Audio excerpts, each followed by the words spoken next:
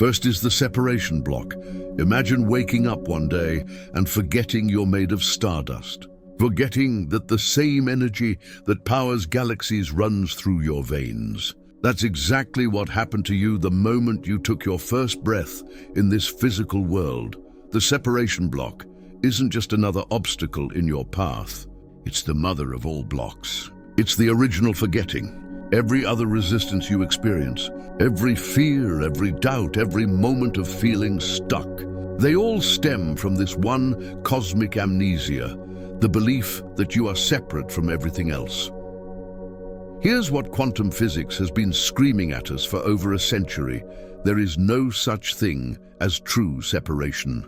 At the subatomic level, everything is connected through an invisible web of energy. Particles that were once together remain entangled across infinite distances, communicating instantaneously. What affects one affects the other, no matter how far apart they seem. Your consciousness isn't trapped inside your skull. It's a localized expression of the one infinite consciousness that permeates everything. Think of it like the ocean and waves. Each wave appears separate, has its own shape, its own moment of existence. But it's never actually separate from the ocean. It is the ocean, temporarily expressing itself as an individual form. You are that wave, believing you're only water in motion, forgetting you're the entire ocean. When you arrived in this dimension, something fascinating happened. Your infinite awareness had to squeeze itself into a finite form. You had to develop an ego, a sense of me versus everything else. This wasn't a mistake. It was necessary for survival, for navigating physical reality. But somewhere along the way, the tool became the identity. The ego, which was meant to be your vehicle, became the driver. And the ego's entire existence depends on one thing: maintaining the illusion of separation. Your subconscious mind absorbed this programming early. I am here, the world is out there. I'm alone in this body. I must protect myself from everything external. These thoughts created invisible walls around your consciousness. Walls that feel so real, you've forgotten they're just thoughts solidified into beliefs. In quantum mechanics, there's something called the observer effect. Simply put, the act of observing something changes it. A particle exists in all possible states simultaneously until consciousness observes it, and then it collapses into one specific reality. You are that observer. Your consciousness is literally collapsing quantum possibilities into physical experience every single moment. But here's where the separation block wreaks havoc. When you believe you're separate from what you're observing, you create resistance. You put yourself on one side and your desires, your dreams, your manifestations on the other side. This creates a gap, an energetic distance, and that distance is pure resistance. When you observe your life from a place of, I am here trying to get there, you're reinforcing separation with every thought. Your subconscious registers this as truth and continues to create experiences that match that frequency. Once the separation block is in place, it births every other block you'll ever experience. Feel unworthy? That's because you've forgotten you're an individualized expression of the source that created galaxies. Afraid of being visible? That's because you believe others are separate from you and can truly judge the infinite being you are. Struggling with scarcity? That's because you've disconnected from the abundant field that you're literally swimming in. Your subconscious mind, operating from separation, constantly scans for threats. It sees the universe as other. It interprets opportunities as risks. It translates growth as danger. Because if you're separate and alone, then everything unknown is potentially harmful.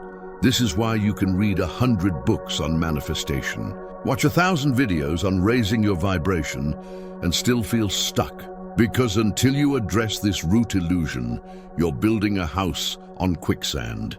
The dissolution of the separation block doesn't require you to do anything. It requires you to remember something. You are not a separate fragment trying to reconnect with the whole. You are the whole, experiencing itself as a fragment. Every atom in your body was forged in the heart of a star. The iron in your blood, the calcium in your bones, the oxygen you breathe, all of it came from stellar explosions billions of years ago. You are not in the universe. You are the universe, wearing a temporary human costume. Your consciousness isn't separate from the quantum field. It's the quantum field becoming aware of itself through your unique perspective.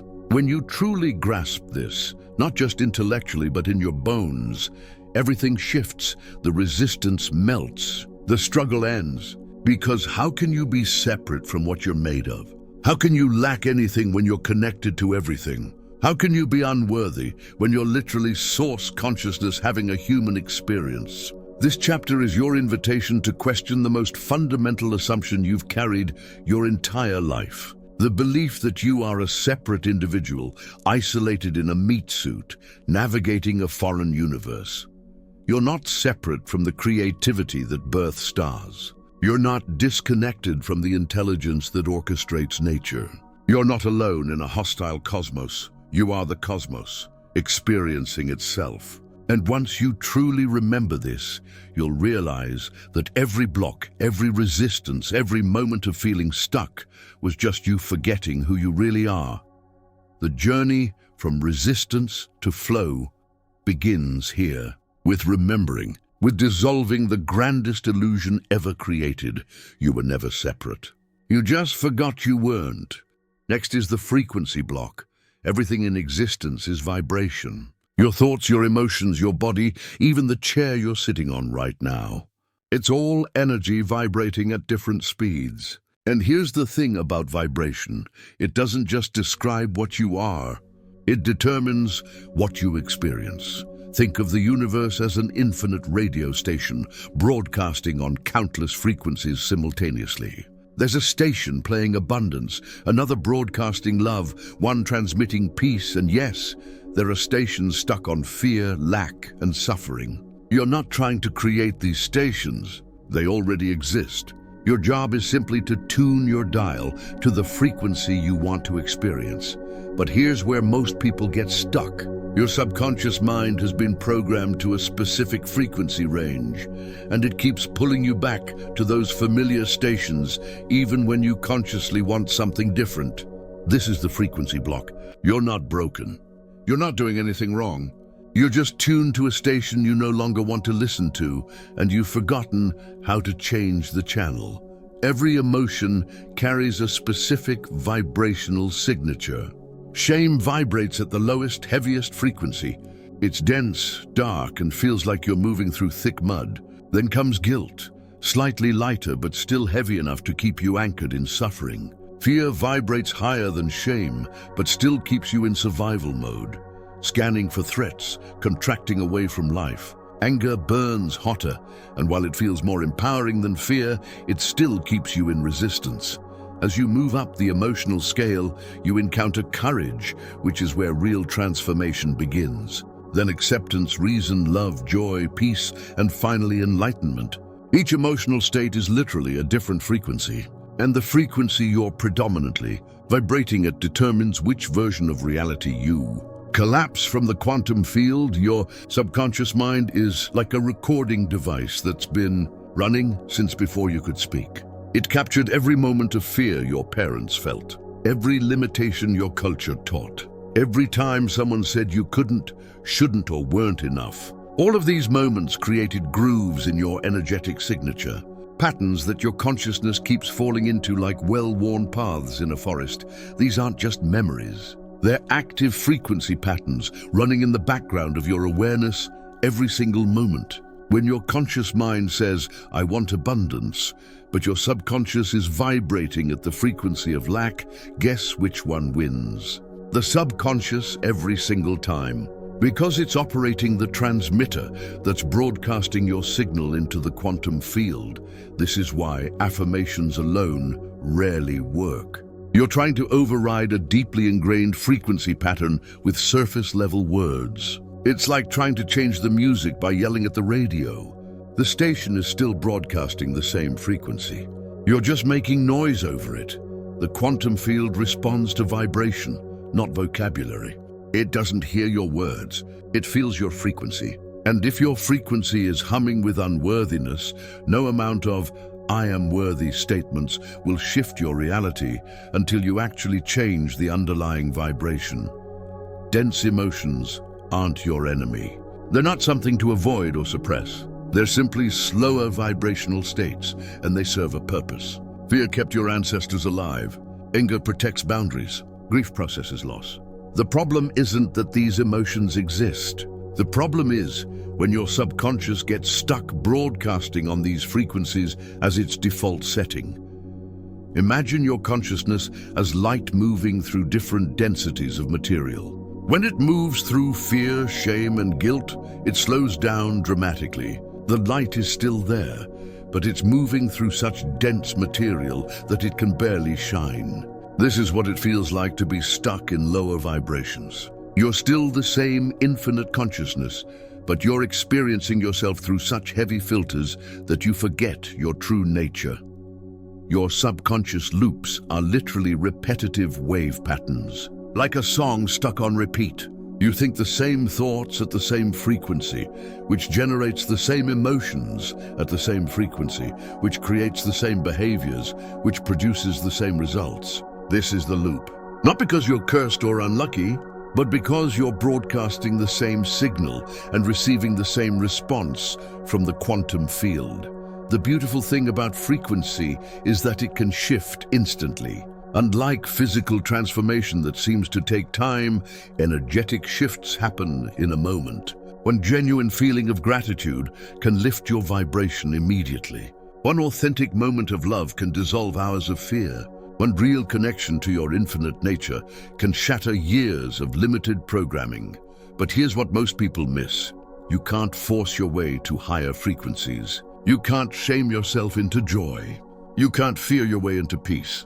You can't think your way into feeling. You have to be willing to feel the lower frequencies without resistance, allowing them to move through you like weather patterns moving through the sky. When you stop resisting the dense emotions, something miraculous happens. They begin to dissolve naturally, not because you fought them, but because you stopped feeding them with resistance. What you resist persists, and it persists at the exact frequency of your resistance. The journey up the vibrational scale isn't about escaping the lower frequencies. It's about becoming fluid enough to move through them without getting stuck. It's about remembering that you are not the frequency you're currently experiencing. You are the consciousness capable of experiencing all frequencies. You are not the radio station. You are the awareness that can tune to any station. And once you truly understand this, the frequency block begins to dissolve. Because you realize you were never stuck at all. You were just hypnotized by the music you were playing. Then the identity block. You've been playing a character your entire life, and you've forgotten it's just a role. Somewhere along the way, you confused the costume for your true self. The personality you built, the name you answer to, the story you tell about who you are, none of it is actually you. It's the avatar. And you've become so identified with it that you've trapped yourself inside its limitations. This is the identity block, and it's one of the most sophisticated prisons ever created. Because unlike physical walls you can see and touch, this prison is made entirely of thoughts you believe are facts, stories you've mistaken for truth. And the warden of this prison, it's the very ego that claims to be you. Before you had language, before you had a name, before anyone told you what you were, there was awareness. Pure, undefined, infinite awareness. You didn't know you were a boy or a girl, tall or short, smart or slow. You were simply presence, experiencing itself without labels, without boundaries, without limitations. That awareness is still here right now, reading these words. But it's buried under layers and layers of identity programming. Your ego isn't evil. It's not something to destroy or transcend in some violent spiritual battle. It's simply a tool that consciousness created to navigate physical reality. The ego is like a character in a video game. It has specific attributes, a backstory, strengths, weaknesses, goals, and fears. It's incredibly useful for playing the game of life. But here's where everything went sideways. You forgot you're the player, not the character. When you fully identify with the avatar, something interesting happens in your subconscious mind. It starts protecting the character's identity at all costs. Any growth that threatens who you think you are gets blocked. Any possibility that doesn't match your self-concept gets rejected.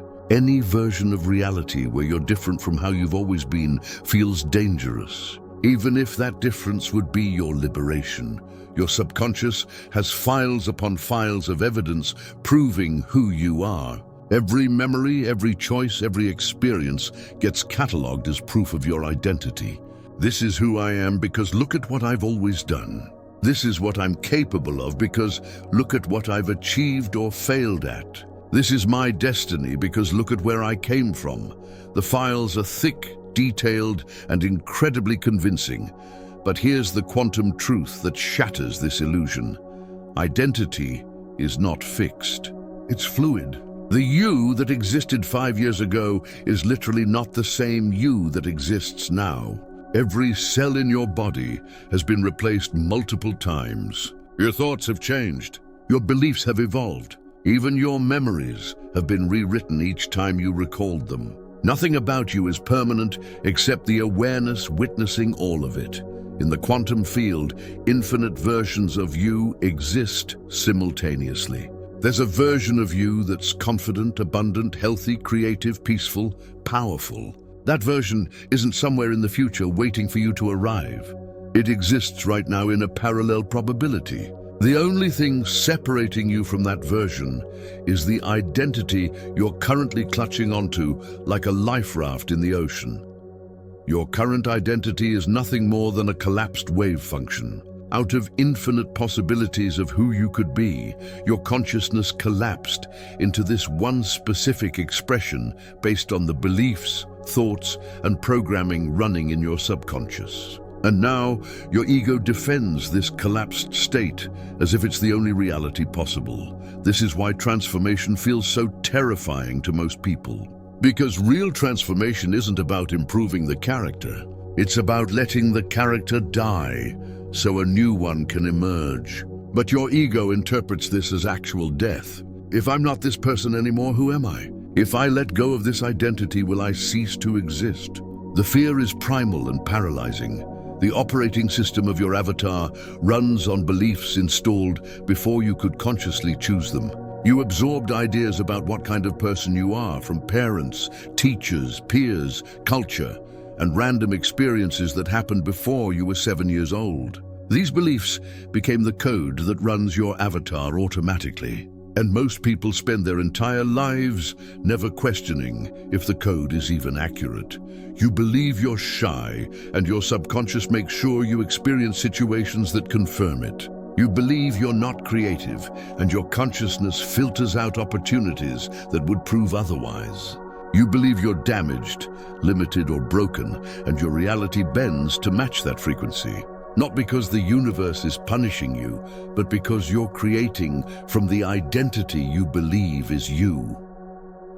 The trap gets even more sophisticated when you start identifying with your spiritual progress. I'm awakened. I'm enlightened. I'm a conscious creator. Now the ego has hijacked even your expansion, turning it into another identity to defend, another box to maintain, another limitation wearing spiritual clothing. Here's what most spiritual teachings won't tell you. You cannot improve the false self into the true self. You cannot upgrade the avatar into the awareness. No amount of personal development will transform the character into the player. Because they're not on the same level of reality. One is a temporary expression, the other is eternal presence. The dissolution of the identity block doesn't happen by creating a better story about yourself. It happens when you stop believing any story defines you. When you realize that every identity you've ever held was just consciousness playing dress up, trying on different costumes to have different experiences. None of them were ever permanent. None of them were ever the real you. You are not your name. You are not your past. You are not your achievements or failures. You are not your personality traits. You are not even your soul, if by soul you mean some individual separate thing. You are the awareness in which all of these experiences appear and disappear. You are the screen on which every version of you plays out. You are the space in which all identities come and go. When you touch this truth, even for a moment, everything changes. Because suddenly you realize you're not trapped in the avatar. You're not limited by the character's backstory. You're not bound by the identity your subconscious has been protecting. You're free. You've always been free. You just forgot because you were too busy defending a version of yourself that was never real to begin with. The identity block dissolves when you stop asking, "Who am I?" and start resting in the awareness that's asking the question. Because that awareness has no identity. It has no limitations. It simply is. And it's been here the whole time, patiently waiting for you to remember that the player was never actually stuck in the game. Next is the time block. You're living in a prison made of invisible bars called past and future.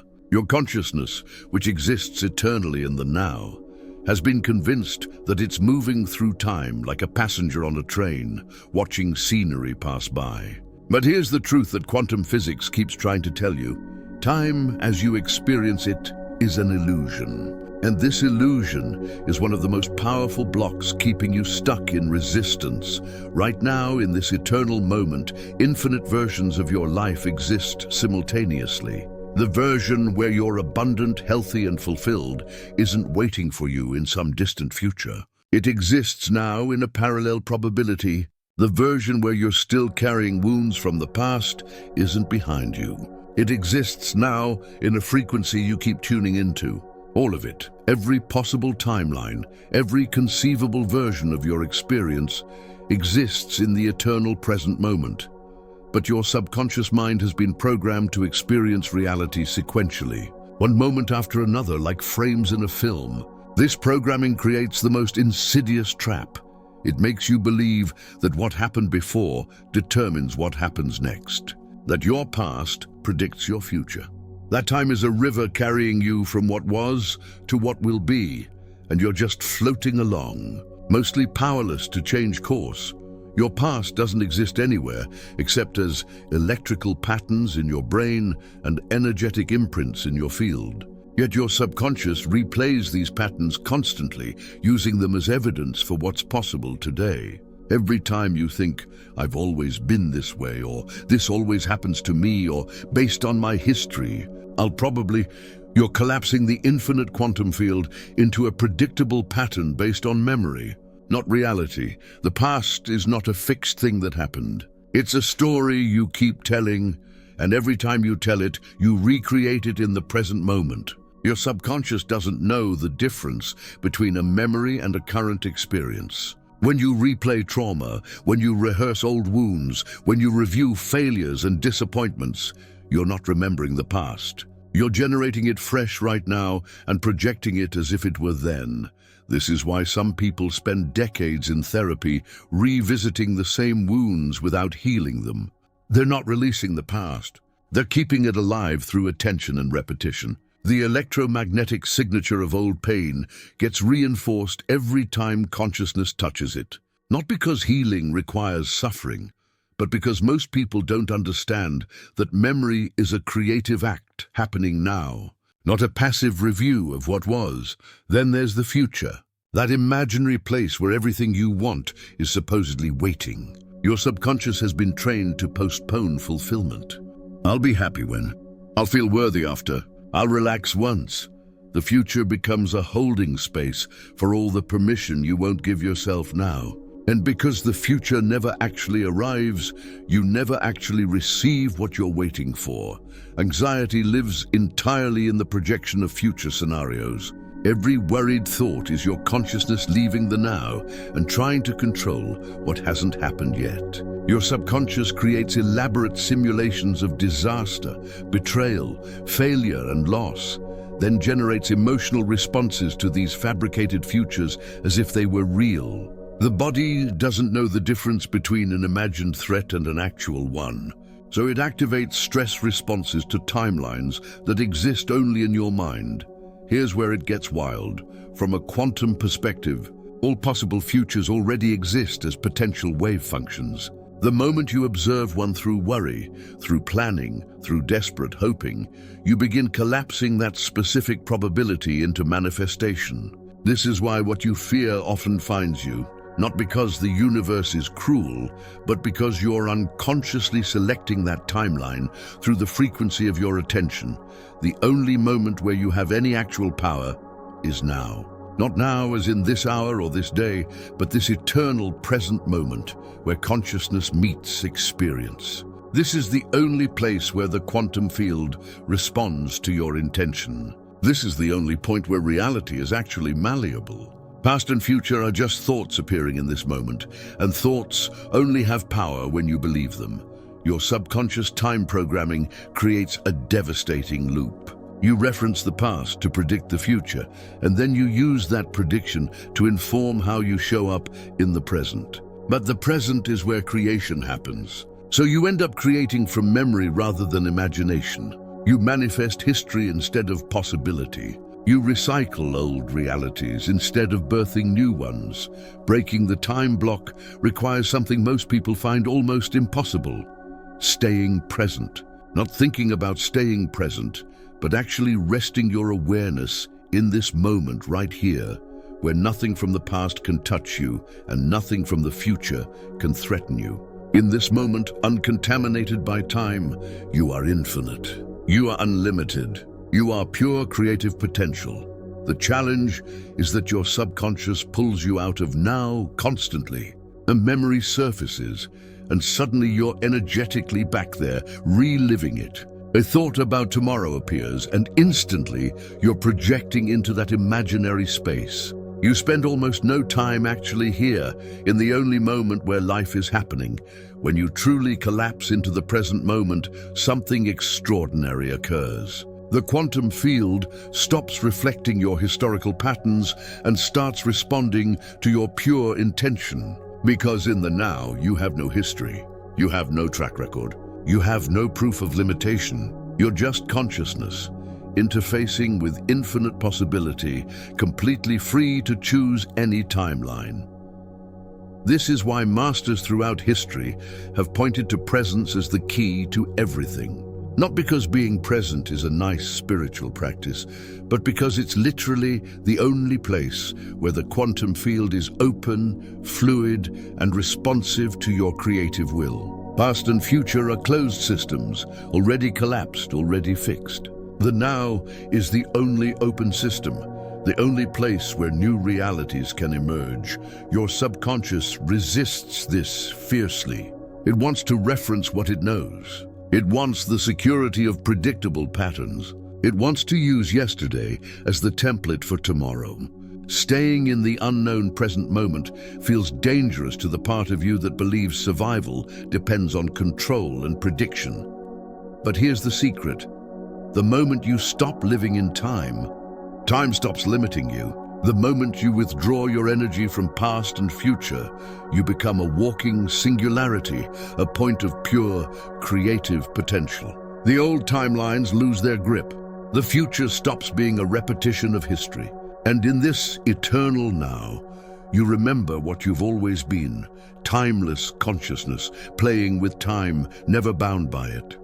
Fifth is the worthiness block. There's a cosmic joke being played, and you're both the comedian and the audience. The punchline: you are source consciousness, pretending you need to earn the right to create.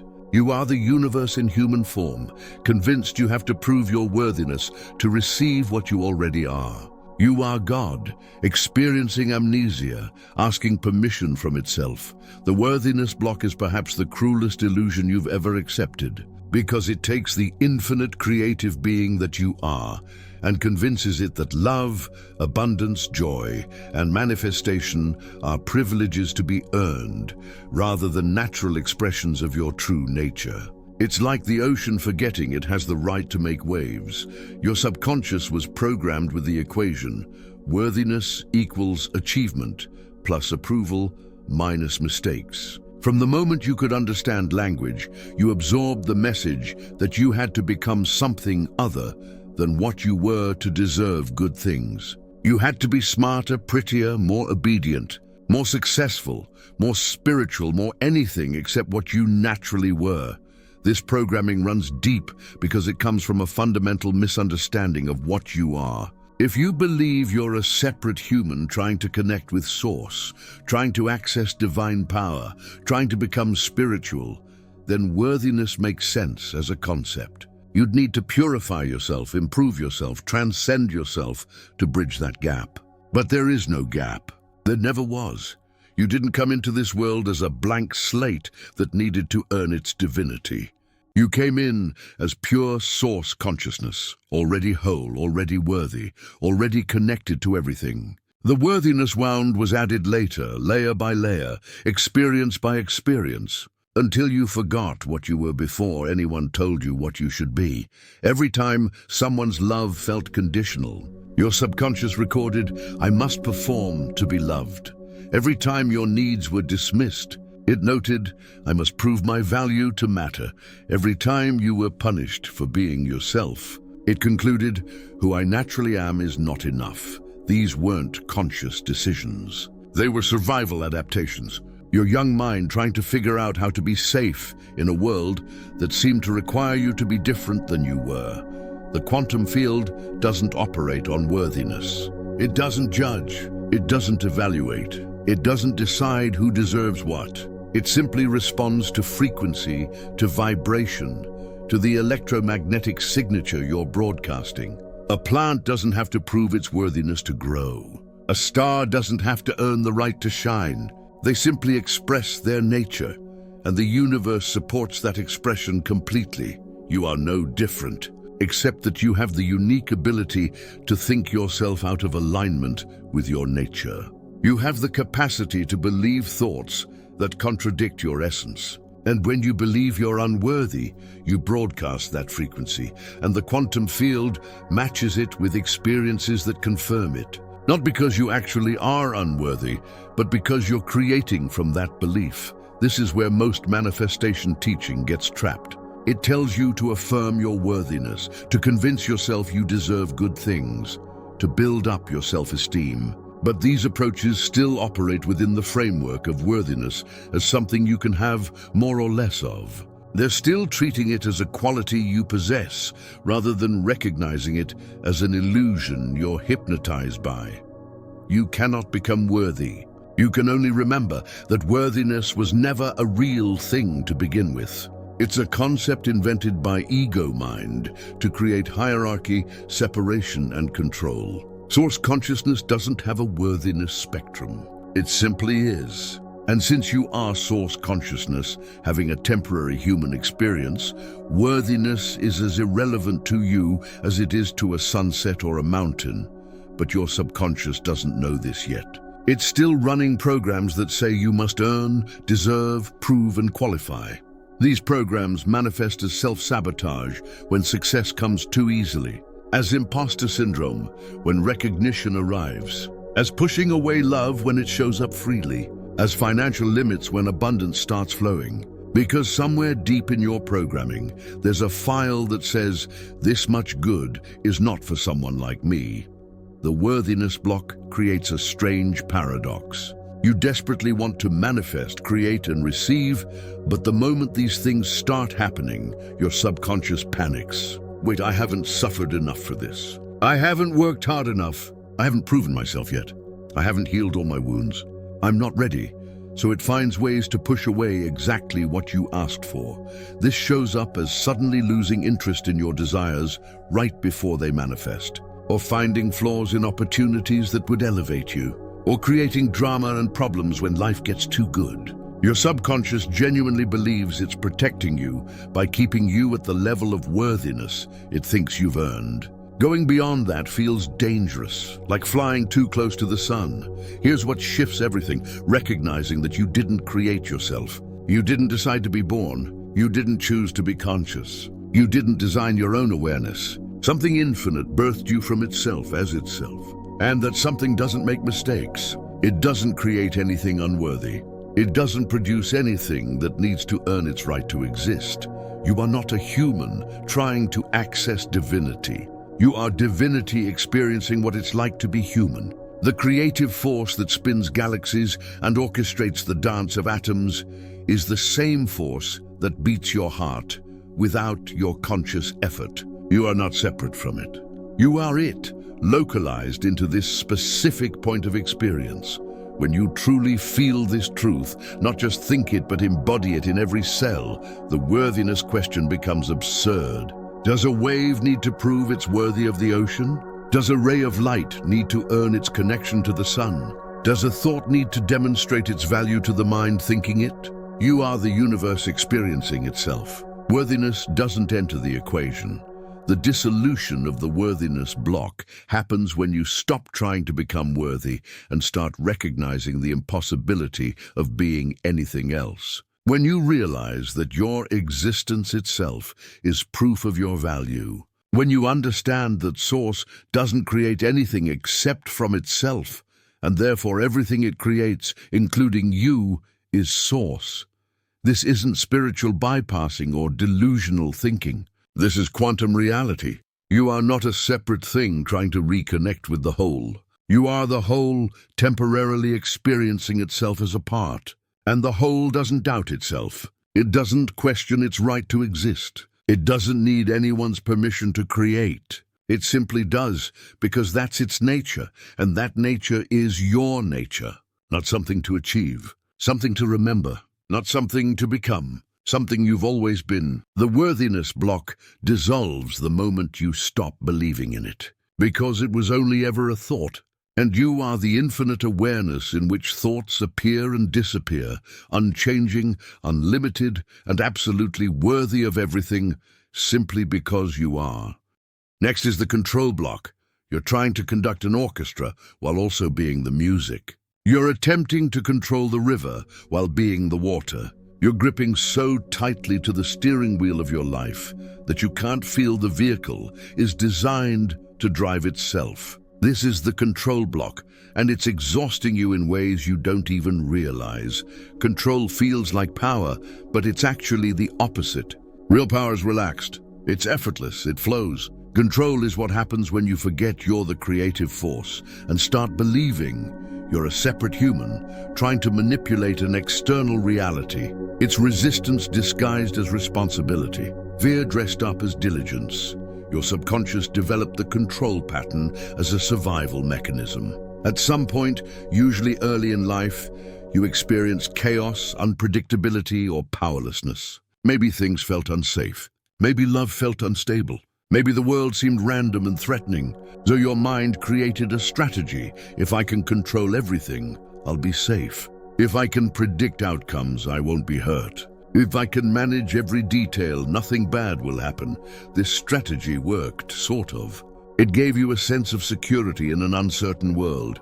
It helped you navigate situations that felt overwhelming. But somewhere along the way, the strategy became your prison. The tool you used for safety became the cage keeping you from freedom.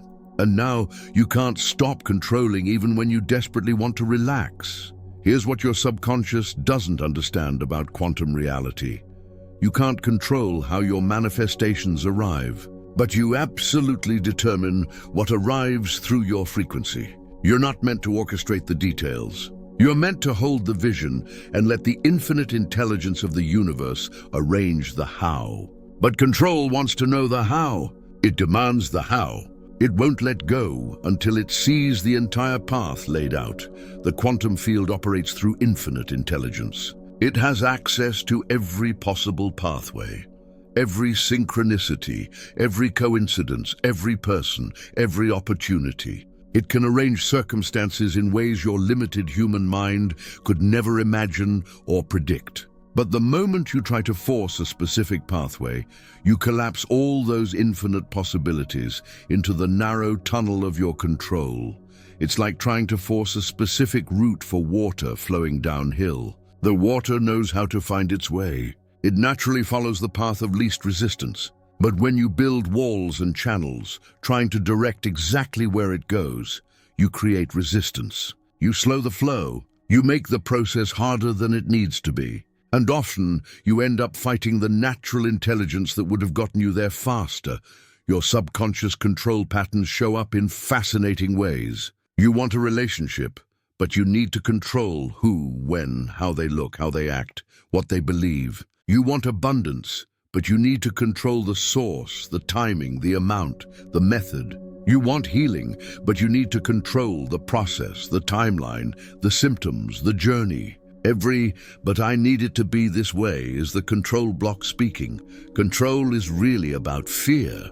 Fear that if you let go, nothing will happen. Fear that if you stop forcing, everything will fall apart. Fear that the universe doesn't actually have your back. Fear that you're alone in this, and if you don't micromanage every detail, you'll end up with nothing. This fear is the fundamental misunderstanding of what you are and how creation actually works. You are not separate from the creative force. You are not disconnected from universal intelligence. You are not a tiny human trying to manipulate a vast, indifferent cosmos. You are the cosmos, experiencing itself through this particular focus. When you try to control, you're essentially saying, I, as this limited human mind, know better than the infinite intelligence I actually am. The control block creates a specific kind of suffering. It's the exhaustion of trying to hold everything together, the anxiety of constantly scanning for problems, the tension of never being able to relax because something might go wrong if you stop managing, the disappointment when, despite all your efforts, things don't turn out as planned. Control is tiring because you're working against the flow instead of with it. In quantum terms, control is an attempt to collapse specific outcomes before their natural timing. You're trying to force the wave function to collapse your way on your timeline through your preferred method. But quantum manifestation doesn't work through force. It works through alignment, through resonance, through becoming the frequency of what you desire and allowing it to materialize in whatever way creates the least resistance. This is the paradox that breaks most people. You have to care deeply about your desire while simultaneously releasing all attachment to how and when it shows up. You have to hold the intention powerfully while letting go of control completely. You have to be clear about what you want while being flexible about everything else. This feels impossible to the controlling mind because it wants certainty, guarantees, and a detailed roadmap. But certainty is the opposite of faith. Guarantees are the opposite of trust. Detailed roadmaps are the opposite of surrender. And all of these, faith, trust, and surrender, are required for the quantum field to work its magic. Because the field responds to your vibration, not your effort. To your being, not your doing. To your alignment, not your pushing.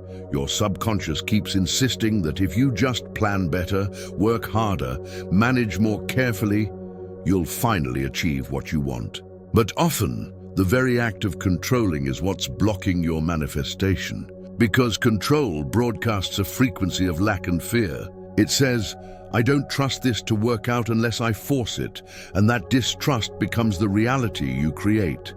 Letting go of control doesn't mean becoming passive. It doesn't mean sitting on your couch waiting for things to magically appear. It means taking inspired action from a place of alignment rather than forced action from a place of fear. It means doing what feels natural and right in the moment without needing to see 10 steps ahead. It means trusting your intuition over your anxiety. The shift from control to flow happens when you realize that the same intelligence that grows your fingernails and digests your food without your conscious effort is also managing the unfolding of your life. You don't control your heartbeat. You don't consciously orchestrate your cells. You don't manually direct your immune system. All of this happens through intelligence far beyond your thinking mind.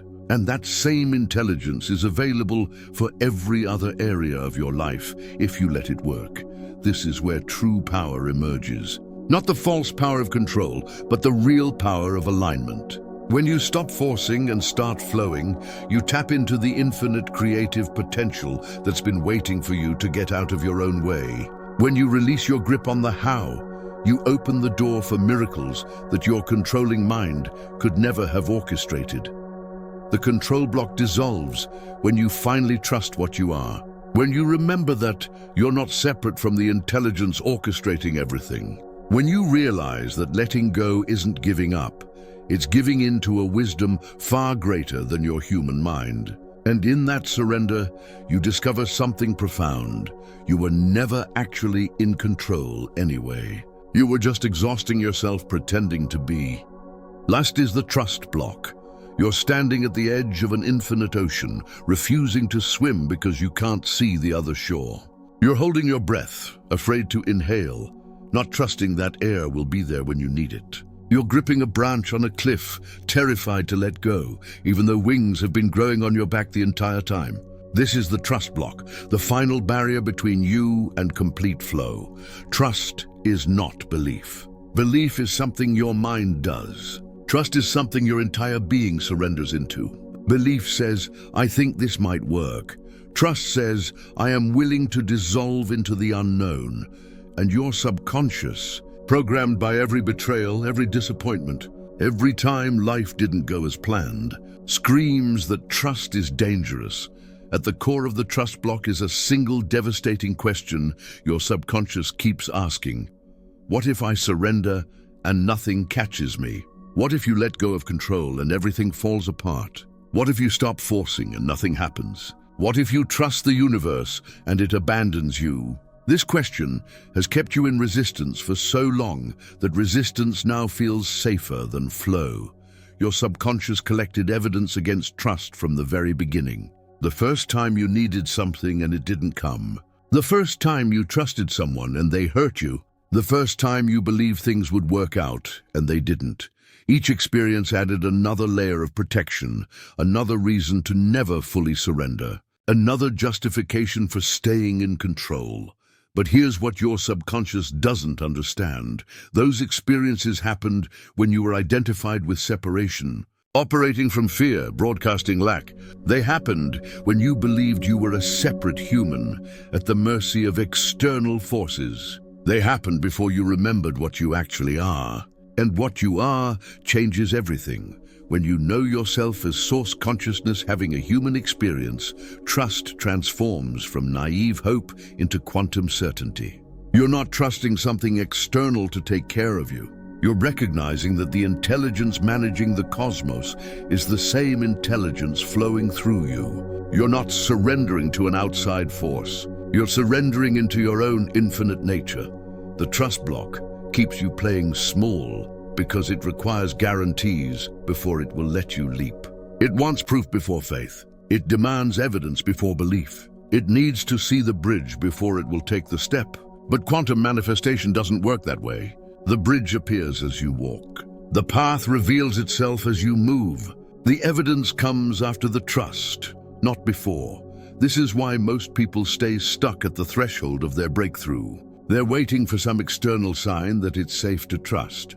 They're looking for permission from the universe to finally relax. They're seeking confirmation that surrender won't lead to disaster.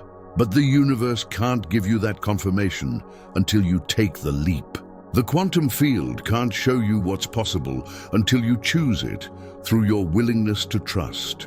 Your subconscious interprets trust as weakness, as vulnerability, as setting yourself up for pain. It remembers every time trust was betrayed and uses those memories as proof that staying guarded is wisdom. But that's not wisdom. That's trauma masquerading as protection. Real wisdom knows that the risk of staying closed is greater than the risk of opening, that the pain of never fully living exceeds the pain of temporary disappointment.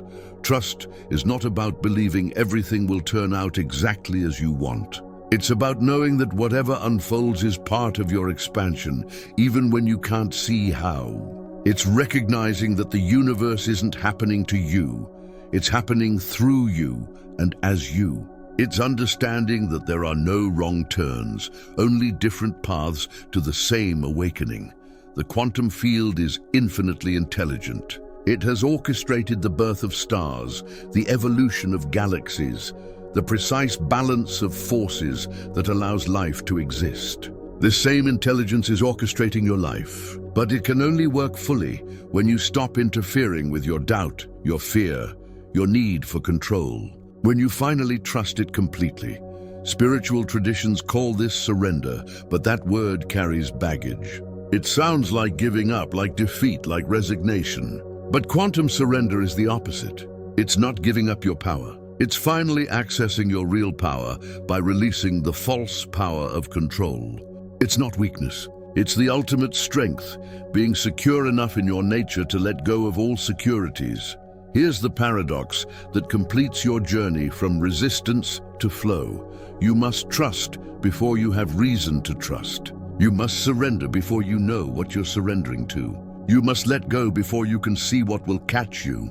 Because the act of trusting itself is what creates the trustworthy reality. Your willingness to flow is what opens the flow. The trust block dissolves in stages. First you trust for a moment, then pull back when fear rises. Then you trust a little longer before contracting. Then you have brief experiences of total surrender where everything aligns perfectly, and that gives you courage to trust more. Gradually, trust becomes your default state rather than your exception. Flow becomes your natural way of being rather than something you occasionally access.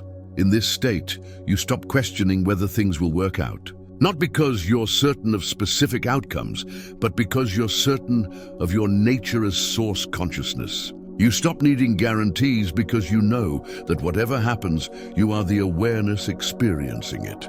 You stop fearing the unknown because you recognize yourself as the infinite unknown, becoming known through experience. This is where all the blocks finally dissolve. When trust is complete, separation can't exist because you're trusting your unity with all things. Frequency naturally rises because trust is one of the highest vibrations. Identity becomes fluid because you're no longer clinging to who you think you are. Time loses its grip because you're fully present. Worthiness becomes obvious because you're trusting your divine nature. Control releases because you're allowing universal intelligence to move through you. You arrive at flow, not by doing anything, but by finally stopping all the doing that was blocking it. Flow is your natural state. It's what remains when every block dissolves. It's what you are when you're not trying to be anything. It's consciousness moving through reality without resistance, without hesitation, without doubt. And trust is the key that unlocks everything. Not trust in some distant God or abstract universe, but trust in what you actually are. Trust in the consciousness reading these words right now.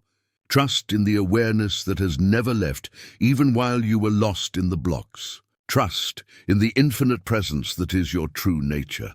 The journey from resistance to flow is complete when you realize there was never anything to journey toward. Flow was always here. You were always it. The blocks were just thoughts you believed. And trust is simply the willingness to stop believing them, to let them dissolve like morning mist in sunlight, to remember that you are the sunlight, the awareness in which all thoughts, all blocks, all resistance appears and disappears. Trust yourself. Not the personality, not the character, not the avatar. Trust the infinite consciousness you are. And watch as reality becomes exactly what you always knew it could be, a reflection of pure creative freedom, flowing effortlessly, endlessly, perfectly.